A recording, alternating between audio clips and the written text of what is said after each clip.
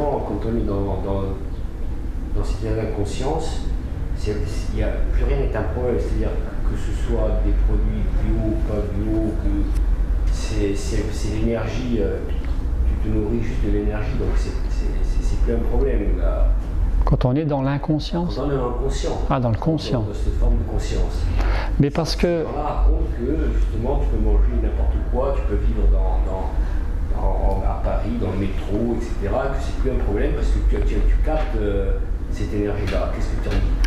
Mais parce que la conscience, neuroscientifiquement parlant, se contraste du stress. Le stress, c'est propre au cerveau gauche, qui nous porte soit dans le passé, soit dans le futur. Et le stress, il est énergétivore, il pompe l'énergie et on est vite fatigué. C'est fatigant de trop penser, c'est fatigant d'avoir des émotions qu'on ne digère pas parce que, regardez, les émotions qu'on ne digère pas qui restent au travers de la gorge, si on les garde trop longtemps, eh bien, il y a eu des études statistiques de psychologie médicale qui ont mis en évidence que 75% des cancers avaient entre autres pour origine un deuil bloqué. C'est-à-dire que dans les 2 ans avant, sur ce groupe de patients, dans les 2 ans avant le diagnostic du cancer, 2 ans avant, ils ont retrouvé la notion d'un deuil bloqué par rapport à un décès, un licenciement, quelque chose qui était fort et qui n'avait pas été digéré, un impact. Et les émotions sont beaucoup plus toxiques quand elles ne sont pas digérées que la nourriture en tant que telle. Docteur Christian Thalschaler, c'est lui qui dit ça. Quand vous êtes en conscience, vous n'êtes pas dans le passé, vous n'êtes pas dans le futur. Je vais vous faire une petite démonstration, vous allez expérimenter tout de suite, dans 2 minutes. Quand vous êtes dans le présent, vous êtes conscient parce que vous êtes au présent. Vous ne dépensez plus d'énergie parce que vous n'êtes plus passé et futur, mais en plus vous allez produire de l'énergie. C'est les états méditatifs. Tout simplement. Je vous propose une petite pratique très simple. Est-ce que vous voulez... Ça vous dirait? Oui, non? Alors, si vous voulez défaire les bras, décroiser les jambes et les bras.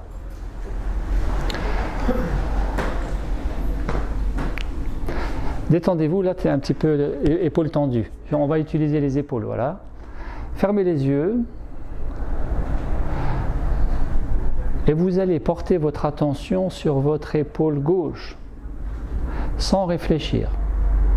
Vous allez ressentir l'épaule gauche. Vous vous mettez toute votre présence, votre conscience dans l'épaule gauche. Ça marche mieux les yeux fermés, si c'est possible.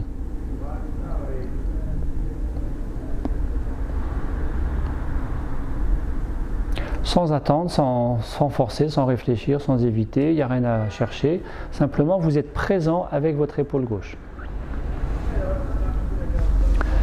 Vous pourrez ouvrir les yeux. Remuez très lentement l'épaule gauche. Maintenant, vous remuez très lentement l'épaule droite. Est-ce que vous sentez une différence? C'est quoi la différence pour vous? La droite, c'est moins réactif. La droite est un peu plus raide, moins réactive, c'est un peu plus lourde, un peu plus raide, c'est-à-dire ça? Elle répond moins. Elle répond moins. Comment est-ce qu'elle est la gauche par rapport à la droite? Comment est-ce qu'elle est l'épaule gauche par rapport à la droite? Plus petite. La gauche. La gauche par rapport à la droite, plus grande. Plus grande. C'est plus fluide. Plus fluide.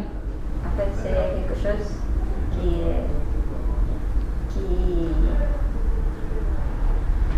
le corps, en fait, on le ressent bien. Et le droit, il est un peu... Donc la gauche, elle a l'air plus grande. Vous diriez plus légère ou plus lourde? Léger. Plus légère. Mobile. Plus mobile. Plus là. Plus présente.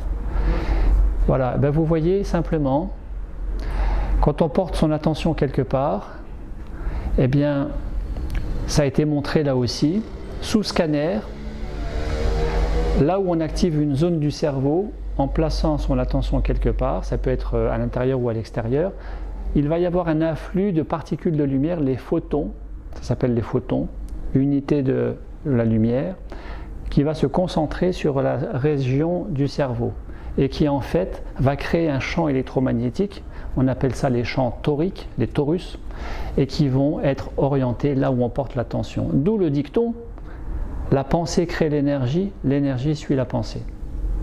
Et avec ça, ça devient quoi? Un médicament. C'est thérapeutique, ça fait du bien. Vous n'êtes pas bien, vous avez mal quelque part. Vous portez votre attention là où vous avez mal. Bien sûr, si c'est trop fort, si c'est trop abîmé, on va voir le médecin, c'est évident. Mais simplement, vous portez votre attention, eh bien, vous allez...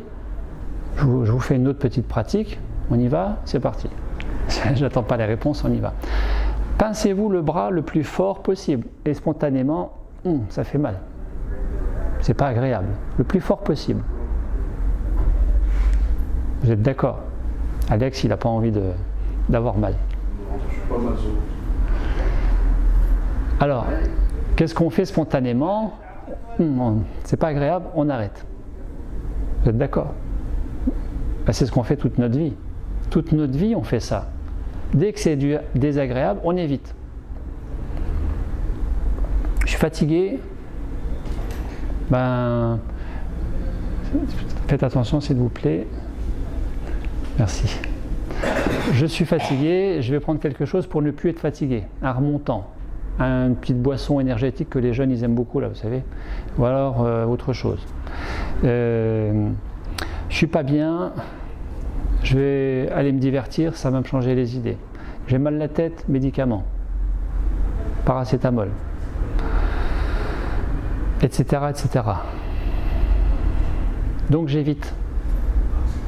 Ça ne veut pas dire que parce que j'ai mal à la tête, je vais rester avec mon mal de tête.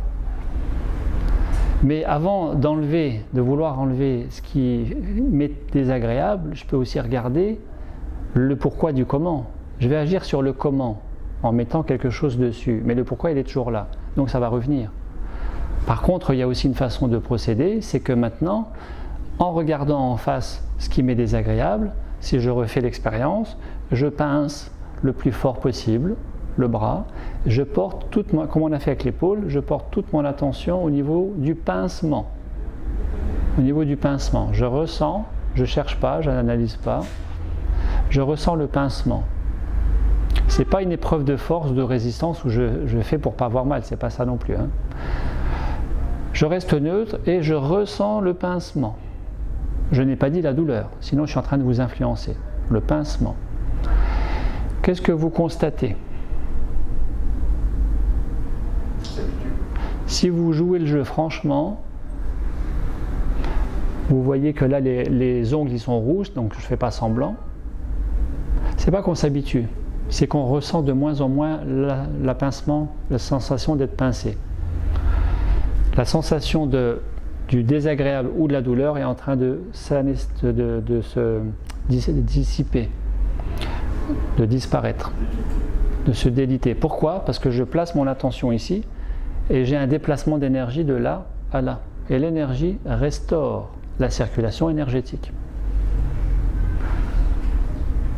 Donc, manger pour se remplir, ça nous coupe de nous-mêmes, puisque ça coupe énergétiquement, puisque ça encombre.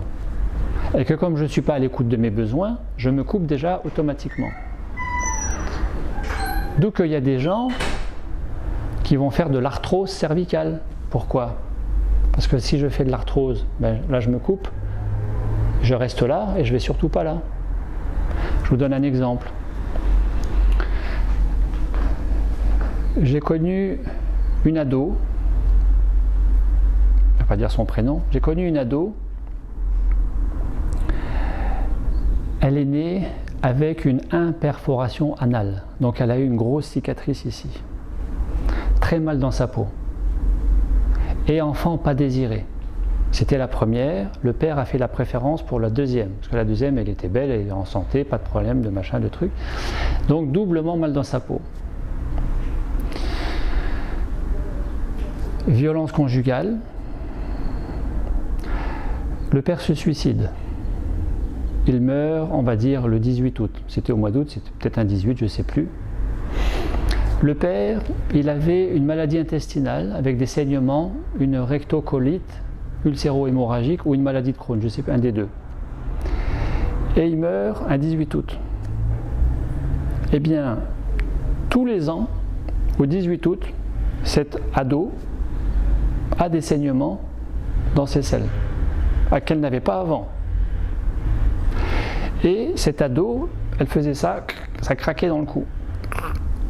Un coup de personne âgée, j'ai failli dire de grand-mère. Un coup de personne âgée, un coup pas terrible. Et quand vous la voyez, c'était quelqu'un qui n'avait pas d'émotion, qui était froide, qui était blanche, paf, qui était dure. Elle ne montrait pas les émotions. Alors si elle montrait ses émotions quand elle regardait Titanic, le film Titanic, et là elle pleurait. Il y a quelque chose qui l'a touchée. Mais sinon c'était d'une dureté. Cadenassé, verrouillé. Ici, on se coupe pour ne plus être là, parce que là, il y a la souffrance. Il y a l'opération, la naissance, le père qui n'était pas présent effectivement, etc., etc. Donc on reste là. Et vous savez quoi? Comme on reste là, on va surinvestir ici. C'est une enfant qui est devenue très bonne à l'école, qui était dans les premières. Mais une enfant très mal dans sa peau. Et quelqu'un qui avait une relation à la nourriture qui était faussée, puisqu'elle était surtout compensatrice, donc elle mangeait tout et n'importe quoi, mais c'était bon, voilà. Mais tout le monde est un petit peu là-dedans aussi, plus ou moins. Qui est véritablement à l'écoute de ses besoins et les respecte? Qui interroge son corps en disant, c'est quand même notre meilleur allié dans cette vie, parce que sans ce corps on ne peut rien faire. Ça paraît évident qu'on va prendre la voiture, faire le vélo, marcher, téléphoner, mais si on n'a pas le corps on ne peut rien faire. Mais est-ce qu'on lui demande à notre corps si tiens, je mangerais bien des chips? Est-ce que vous lui demandez si lui il en veut des chips? Eh bien c'est ça, écouter ses besoins, pas les besoins de la tête, parce que le plus souvent c'est pas en accord avec le reste. Or vous savez ce qu'on dit, le mental est un menteur. Le mental il fait un peu languille et il fait comme ça l'arrange. Il n'écoute pas le reste et il a toujours raison. Pourquoi? Parce qu'il est piloté par l'ego. Alors ça complique un peu tout. C'est le corps qui commande en fait. C'est ça. Si vous écoutez votre tête, le corps il ne commande pas grand chose. Il reçoit vos injonctions, vos ordres, il est à vos ordres. C'est le corps qui doit commander. Et en réalité, se nourrir en conscience, ça serait davantage passer par le corps que passer par la tête. La tête, c'est juste quand il y a besoin. Vous faites un budget pour X kilos de peinture, vous faites un budget comptable pour répartir la paye dans le mois ou pour préparer les vacances. On va utiliser la tête, mais quand il n'y a plus besoin, on met la caisse à outils dans le placard. Sinon, on ne digère pas bien, on ne dort pas bien, on se fait un ulcère d'estomac. La tête, c'est énorme et ça carbure tout le temps. Et souvenez-vous, le stress, c'est surtout ça, c'est surtout là que ça se passe. Le stress ressenti dans le corps, c'est une conséquence. Alors qu'en écoutant le corps, on serait plus en phase avec soi, et automatiquement, je vous invite à ça. Hein. Comment manger moins, manger mieux? Écoutez le corps, tout simplement. Vous vous mettez à table. Bon, déjà, est-ce que j'ai faim? Non, je ne me mets pas à table. J'ai faim, je me mets à table. Alors vous commencez l'entrée. Je mange l'entrée. Est-ce que j'ai encore faim? Oui, vous continuez. Non, vous arrêtez. Et vous allez voir que toutes les programmations, elles remontent. Ah oui, mais si j'arrête là, je vais avoir faim après. Ah oui, mais il faut que je prévoie pour la nuit, parce qu'après, si je me réveille la nuit... Je suis allé voir une conférencière en Alsace, avec une amie Céline. On part à 18h, on avait une conférence à 20h. On était sur l'autoroute, elle met sa main dans le sac, elle me dit ça te dérange si je mange devant toi?